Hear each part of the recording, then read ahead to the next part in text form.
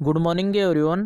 आज है 19 दिसंबर 2020 और 19 दिसंबर से करंट अफेयर्स के जितने भी इंपॉर्टेंट क्वेश्चन बनेंगे उनको डिस्कस करेंगे डिटेल में इस वीडियो में। और प्रत्येक क्वेश्चन के साथ स्टैटिक जीके के इंपॉर्टेंट फैक्ट भी दिए जाएंगे।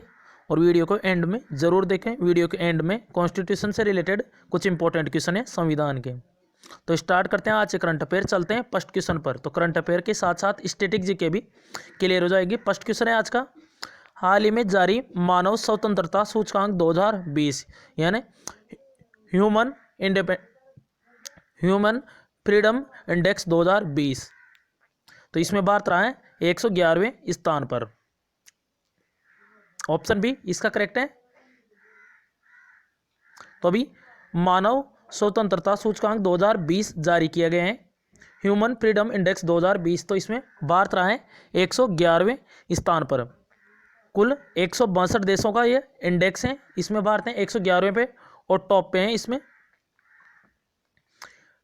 इसमें न्यूजीलैंड, और दूसरे पे स्विट्जरलैंड और तीसरे पे हांगकांग। तो ये टॉप 3 है, न्यूजीलैंड, स्विट्जरलैंड, हांगकांग और आगे ऑस्ट्रेलिया और कनाडा। तो पहले याद रखना है टॉप 3। तो पहले पे न्यूजीलैंड और भारत है इसमें 111वें स्थान पर। और ये किसने जारी किया है? तो ये जारी किया है काटो इंस्टीट्यूट, ये कहाँ का है? यूएस यानी अमेरिका का। और फ्रेजर इंस्टीट्यूट ये कहाँ का है? कनाडा का है। इन दोनों ने मिलकर इसे जारी किया है। और सबसे लास्ट में सीरिया,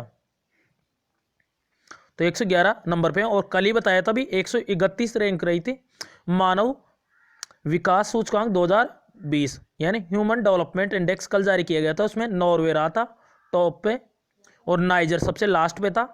189 देशों का इंडेक्स था वो, और उसमें भारत था 131वें स्थान पर। दोनों याद रखना है। उसके अलावा जो मानव पूंजी सूचकांक है उसमें 116वें नंबर पे है इस बार इंडिया, और सिंगापुर है टॉप पे। उसके अलावा यह है वैश्विक आर्थिक स्वतंत्रता सूचकांक, इसमें भारत 105 पे है और हांगकांग टॉप पे है। उसके अलावा इनोवेशन ग्लोबल इनोवेशन इंडेक्स, उसमें 48वें नंबर पे है भारत और स्विट्जरलैंड है टॉप पे है। उसके अलावा भी ग्लोबल डोमेस्टिक प्राइस इंडेक्स जारी किया गया था, तुर्की टॉप में था और भारत था 54वें नंबर पर। तो ये भी कुछ इंडेक्स जारी किए गए हैं जो कि वेरी इंपॉर्टेंट है। नेक्स्ट क्वेश्चन है, तो इसी तरह इंपॉर्टेंट फैक्ट दिए जाएंगे। नेक्स्ट क्वेश्चन है, हाल ही में किसे आईबीएम यानी इंटरनेशनल बिजनेस मशीन के चेयरमैन के रूप में नियुक्त किया गया है? तो ये नियुक्त किया गया है अरविंद कृष्णा को। ये अभी तक आईबीएम के सीईओ थे, अब इनको चेयरमैन के रूप में अपॉइंट किया गया है आईबीएम। यही है अरविंद कृष्णा, इनका नाम याद रखना है। तो ये चेयरमैन बन गए हैं अब आईबीएम। तो आईबीएम के बारे में बताते हैं। स्थापना 1911 में, हेडक्वार्टर इसका न्यूयॉर्क अमेरिका में। अध्यक्ष अब बने अरविंद कृष्णा, पहले सीईओ थे इसके। इंटरनेशनल बिजनेस मशीन इसकी फुल फॉर्म है आईबीएम की। उसके अलावा भी कल बताया था शशि शेखर वेम्पति, एबीयू यानी एशिया पैसिफिक ब्रॉडकास्टिंग यूनियन, इसके उपाध्यक्ष बने थे शशि शेखर। उसके अलावा उदय कोटक, ये कोटक महिंद्रा बैंक के सीईओ दोबारा से अपॉइंट हुए थे उदय कोटक। उसके अलावा ये कॉन्फेडरेशन ऑफ इंडियन इंडस्ट्री, इसके भी अध्यक्ष हैं उदय कोटक। और ग्रेग बार्कले, वेरी इंपॉर्टेंट है ये बार्कले, आईसीसी के चेयरमैन बने हैं अभी कुछ दिन पहले। शशांक मनोहर का इन्होंने स्थान लिया है। उसके अलावा भी उमर क्रेमलेव, ये इंटरनेशनल बॉक्सिंग एसोसिएशन के अध्यक्ष बने हैं उमर क्रेमलेव, रूस से हैं ये। और उदयशंकर फिक्की के अध्यक्ष बने हैं। नेक्स्ट क्वेश्चन है, हाल ही में अंतर्राष्ट्रीय प्रवासी डे दिवस यानी इंटरनेशनल माइग्रेशन डे कब मनाए गए हैं? तो ये मनाए गए हैं भी 18 दिसंबर को। तो अंतर्राष्ट्रीय प्रवासी दिवस, और इसकी थीम याद रखना है री imagining human mobility, international migration day. तो इसकी थीम याद रखना है री इमेजिनिंग ह्यूमन मोबिलिटी। उसके अलावा यह तो अंतर्राष्ट्रीय प्रवासी दिवस है। एक भारतीय प्रवासी दिवस भी मनाया जाता है 9 जनवरी को। 9 जनवरी को जब महात्मा गांधी साउथ अफ्रीका से वापस इंडिया आए थे 9 जनवरी को, तो 9 जनवरी को मनाया जाता है भारतीय प्रवासी दिवस। और 18 दिसंबर को मनाया जाता है अंतर्राष्ट्रीय प्रवासी दिवस। उसके अलावा 18 दिसंबर को एक और दिवस है वर्ल्ड अरबी लैंग्वेज डे यानी विश्व अरबी भाषा दिवस भी है 18 दिसंबर को। ये क्यों मनाया जाता है 18 दिसंबर को? क्योंकि 18 दिसंबर 1973 को महासभा ने जो अरबी भाषा है उसको संयुक्त राष्ट्र की आधिकारिक भाषा के रूप में मंजूरी दी थी।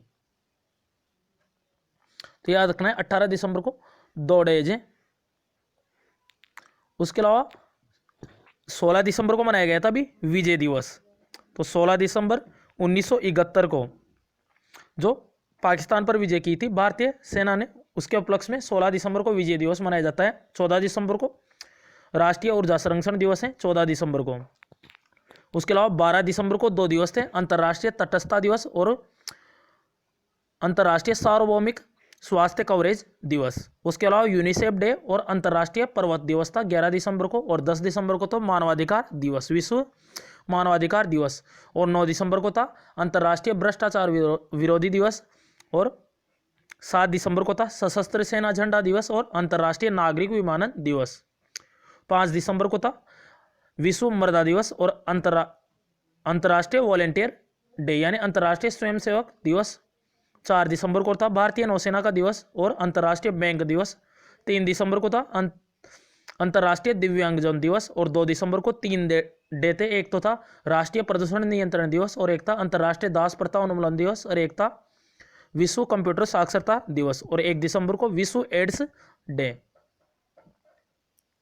और बीएसएफ का 56वां स्थापना दिवस भी था, बॉर्डर सिक्योरिटी फोर्स का। उसके अलावा और भी डे था, एक डे था नागालैंड का स्थापना दिवस। उसके अलावा हॉर्न बिल फेस्टिवल मनाया जा रहा था अभी 1 दिसंबर से 10 दिसंबर तक नागालैंड में, नागा जनजाति है उसके द्वारा। नेक्स्ट क्वेश्चन है, हाल ही में किसे 2020 के बेस्ट फीफा प्लेयर का खिताब दिया गया है? तो ये दिया गया है रॉबर्ट लेवांडोव्स्की और लूसी ब्रॉन्ज। तो पुरुष में तो इनको दिया है रॉबर्ट लेवांडोव्स्की और लूसी ब्रॉन्ज, ये महिलाओं में दिया गया है। तो ये है लूसी ब्रॉन्ज और ये इंग्लैंड की महिला है, और ये खिताब जीतने वाली है, पहली महिला इंग्लिश खिलाड़ी बनी है लूसी ब्रॉन्ज। और पुरुषों में किसे बेस्ट फीफा प्लेयर चुना है? तो ये जीता है रॉबर्ट लेवांडोव्स्की। तो ये बायर्न म्यूनिख के स्ट्राइकर हैं जर्मनी के, तो याद रखना है। उसके अलावा लास्ट ईयर कौन बने थे? तो लास्ट ईयर बने थे लियोनल मेसी और क्रिस्टियानो रोनाल्डो लास्ट ईयर। अब 2020 के बने, इन दोनों का नाम याद रखना है। उसके अलावा फीफा की बात आई है तो फीफा वेरी इंपॉर्टेंट है। फीफा की फुल फॉर्म है federation international D football association. इसकी स्थापना हुई थी 1904 में, और इसका हेडक्वार्टर है ज्यूरिख स्विट्जरलैंड में, और इसके प्रेसिडेंट कौन है?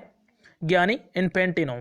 तो याद रखना है। उसके अलावा भी फीफा की रैंकिंग जारी की गई थी, तो उसमें भारत रहता है 104वें स्थान पर, और पहले नंबर पे था बेल्जियम। उसके अलावा फीफा वर्ल्ड कप 2022 कहाँ पर होगा? तो 2022 का होगा कतर की कैपिटल दोहा में। कहाँ पे होगा? कतर की कैपिटल दोहा में 2022 का फीफा वर्ल्ड कप होगा। और 2026 का कहाँ पे होगा? 3 देशों में होगा, यूएसए, मैक्सिको और कनाडा में। उसके अलावा 2018 का फीफा वर्ल्ड कप विजेता है फ्रांस, और उपविजेता कौन है? क्रोएशिया। उसके अलावा कहाँ पे हुआ था 2018 का फीफा वर्ल्ड कप? तो ये रशिया में हुआ था, रूस में। और अभी कतर की बात आई, कल ही बताया था अभी कतर के बारे में। जो 21वें नंबर के जो एशियन गेम होंगे 2030 के, वो कहाँ पे होंगे? कतर में।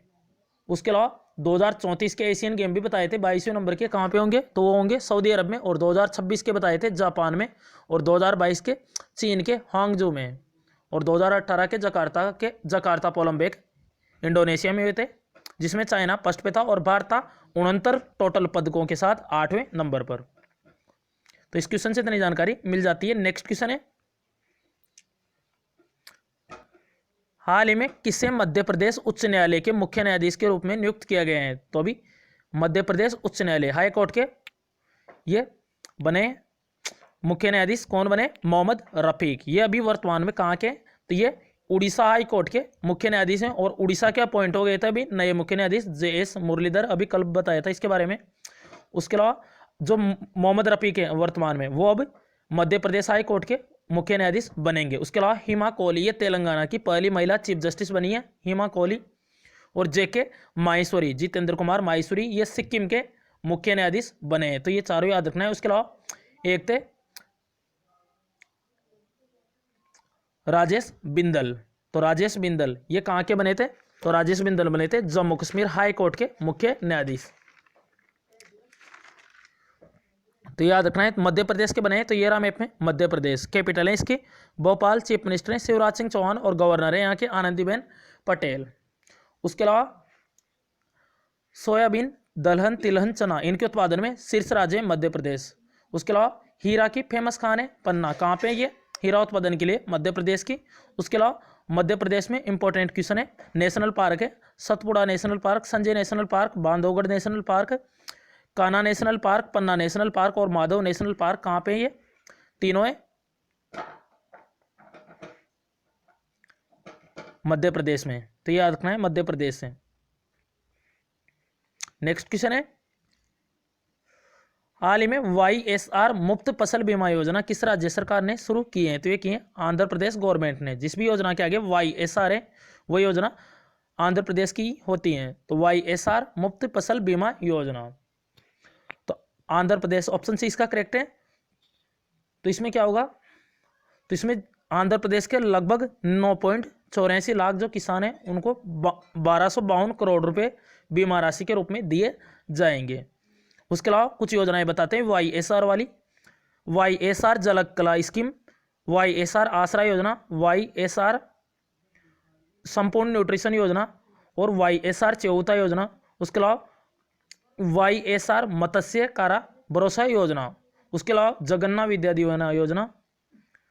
उसके अलावा जगन्नाथ जीव क्रांति योजना भी शुरू हुई थी अभी आंध्र प्रदेश ने। उसके अलावा भाषा के आधार पर गठित भारत का पहला राज्य है 1953 में इसका गठन हुआ था आंध्र प्रदेश का। और यहाँ का कुचिपुड़ी ये शास्त्रीय नृत्य वेरी इंपॉर्टेंट है आंध्र प्रदेश का। तो आंध्र प्रदेश की कैपिटल है हैदराबाद और अभी 3 कैपिटल की घोषणा हुई है। अमरावती यह है लेजिस्लेटिव कैपिटल, विशाखापट्टनम है एग्जीक्यूटिव कैपिटल और जुडिशल कैपिटल है कुर्नूल। विश्वभूषण हरिचंद्रन यहाँ के गवर्नर है और जगनमोहन रेड्डी यहाँ के मुख्यमंत्री हैं। मक्का तंबाकू हल्दी उनके उत्पादन में शीर्ष राज्य है आंध्र प्रदेश। उसके अलावा 2 नेशनल पार्क है पापीकोंडा नेशनल पार्क और श्री वेंकटेश्वर नेशनल पार्क। हुसैन सागर झील और कोलेरू झील ये आंध्र प्रदेश में। उसके अलावा कुचिपुड़ी शास्त्रीय नृत्य है यहाँ का और नागार्जुन सागर बांध ये किस नदी पे है? कृष्णा नदी पे आंध्र प्रदेश में। उसके अलावा मेट्टूर बांध तमिलनाडु में कावेरी नदी पे। नेक्स्ट क्वेश्चन है हाल ही में भारत ने किस देश के साथ हल्दीबाड़ी चिल्हाटी रेलवे लिंक का उद्घाटन किया है? तो ये उद्घाटन किया है बांग्लादेश के साथ। तो अभी 17 दिसंबर को बैठक हुई है भारत और बांग्लादेश के बीच में, वर्चुअली द्विपक्षीय बैठक हुई है। भारत के प्रधानमंत्री नरेंद्र मोदी और बांग्लादेश के प्रधानमंत्री शेख हसीना, तो 17 दिसंबर को ये बैठक हुई है। इसी के तहत पश्चिम बंगाल में ये हल्दीबाड़ी और चिल्हाटी है कहाँ पे? बांग्लादेश में। तो इसके बीच रेल लिंक का उद्घाटन किया है। उसके अलावा जो बंगबंधु शेख मुजीबुर रहमान इनके सम्मान में डाक टिकट भी जारी किया है प्रधानमंत्री नरेंद्र मोदी ने। उसके अलावा महात्मा गांधी और बंगबंधु शेख मुजीबुर रहमान के सम्मान में डिजिटल प्रदर्शनी का भी उद्घाटन किए हैं। उसके अलावा 7 समझौतों पर हस्ताक्षर किए हैं। तो शेख हसीना इनका नाम याद रखना है। तो बांग्लादेश के बीच में हुआ ये हल्दीबाड़ी चिल्हाटी रेलवे लिंक, चिल्हाटी बांग्लादेश में और हल्दीबाड़ी पश्चिम बंगाल में। पहले 1965 में ये बंद पड़ा था 1965 से, अब ये 55 साल बाद शुरू किया गया है वापस। तो पहले ये टूट गया था ये पुल रेलवे लिंक यहाँ से, अब ये दोबारा से शुरू हुआ है। अब बांग्लादेश को देखते हैं मैप में, ये रहा मैप में बांग्लादेश। कैपिटल है ढाका, करेंसी है टका, चीफ मिनिस्टर यहाँ के प्राइम मिनिस्टर हैं शेख हसीना और यहाँ के प्रेसिडेंट है अब्दुल्ला हामिद। तो शेख हसीना के पिता हैं ये मुजीबुर रहमान, बंगबंधु मुजीबुर रहमान। 1971 में ये पहले राष्ट्रपति बने थे ये बांग्लादेश के और संस्थापक भी हैं बांग्लादेश के। हाल ही में परिश्रम पोर्टल किस राज्य सरकार ने लॉन्च किया है? तो ये लॉन्च किया है परिश्रम पोर्टल उड़ीसा गवर्नमेंट ने। तो मुख्यमंत्री हैं यहाँ के नवीन पटनायक और इन्होंने ये श्रम और रोजगार राज्य विभाग की 22 ऑनलाइन सेवाएं हैं उनके लिए ये परिश्रम पोर्टल लॉन्च किया है नवीन पटनायक ने। और इनको हीरो टू एनिमल अवार्ड भी मिला था पेटा द्वारा। उड़ीसा कैपिटल है भुवनेश्वर, चीफ मिनिस्टर नवीन पटनायक और गवर्नर है यहाँ के गणेशी लाल। उसके अलावा जो FIH इंटरनेशनल हॉकी फेडरेशन है जो 2023 का FIH मेंस विश्व कप कहाँ पे होगा? उड़ीसा में होगा 2023 का। उड़ीसा में कोणार्क सूर्य मंदिर और जगन्नाथपुरी मंदिर, सिमलीपाल नेशनल पार्क, सतकोशिया और भितरकनिका ये कहाँ पे? तीनों उड़ीसा में। चिल्का झील भी है उड़ीसा में और हीराकुंड बांध है उड़ीसा में महानदी पर। नेक्स्ट क्वेश्चन है, हाल ही में किस राज्य में स्थित नेहरू जूलॉजिकल पार्क को ISO सर्टिफिकेशन मिला है? तो ये मिला है तेलंगाना का जो हैदराबाद है उसमें है ये नेहरू जूलॉजिकल पार्क, तो इसी को ISO सर्टिफिकेशन मिला है। ISO फुल फॉर्म है इसकी इंटरनेशनल ऑर्गेनाइजेशन फॉर स्टैंडर्डाइजेशन।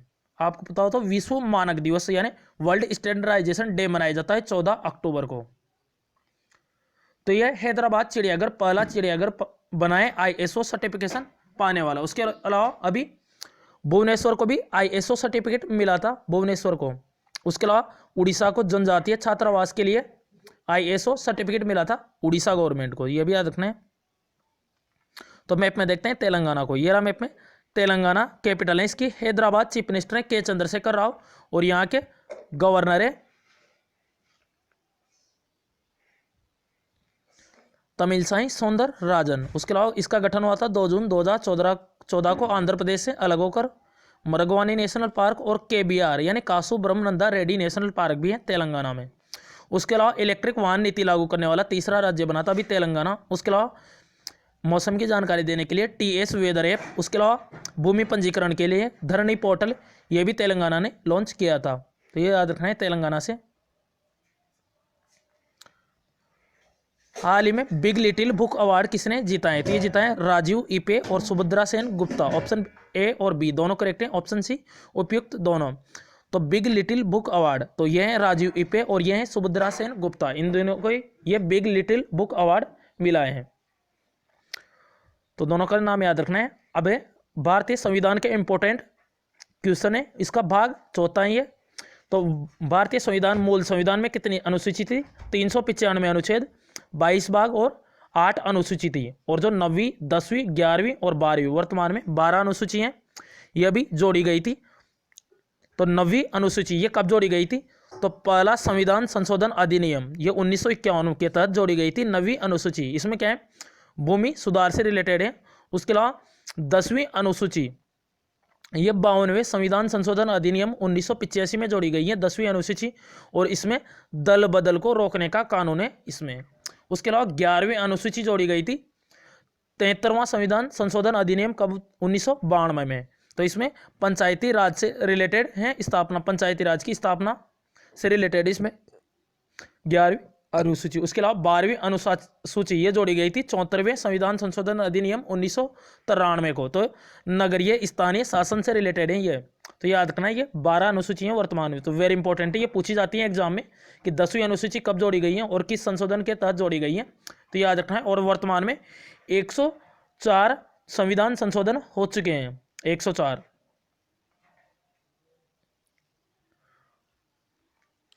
अब लास्ट वीडियो के क्वेश्चन का आंसर है, हाल ही में सूर्यभूषण इंटरनेशनल अवार्ड से सम्मानित किया गया था के सिवान को। उसके अलावा पॉलसिन तवा गोल्डमैन पर्यावरणीय पुरस्कार मिला था इनको, के सिवान। इसको वान कर्मण पुरस्कार भी मिला है 2020 का। विश्व खाद्य पुरस्कार भी मिला है 2020 का रतनलाल को, मर्दा वैज्ञानिक है ये। और राजकमल झा रविंद्रनाथ टैगोर साहित्यिक अवार्ड मिला था इनको। आज का क्वेश्चन है अब आपके लिए, हाल ही में ABU यानी एशिया पैसिफिक ब्रॉडकास्टिंग यूनियन के उपाध्यक्ष के रूप में किसे चुना गया है? तो इसका करेक्ट आंसर कमेंट बॉक्स में जरूर बताएं। अगर आपने लास्ट वीडियो देखा होगा तो इसका आंसर आपको पता होगा। तो चैनल को सब्सक्राइब करें, अगर वीडियो पसंद आए तो लाइक एंड शेयर करें। तो thanks for watching this video, this channel always with you.